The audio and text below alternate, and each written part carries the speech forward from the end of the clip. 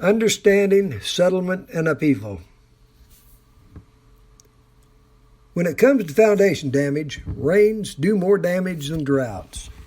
Houses and small commercial buildings usually have the foundation poured when the ground is dry. If a foundation is poured when the ground is wet, it will take longer to dry, the concrete will degrade, and it will cost the contractor more money while setting up the foundation to fail. This is why the great majority of our construction is done in dry weather rather than wet or moist weather.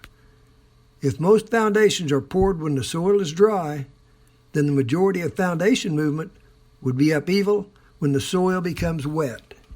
And the removal and reassignment of moisture is the short-term and long-term answer to upheavals.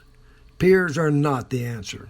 For more information, please contact me, Richard Rash, 817-308-8186.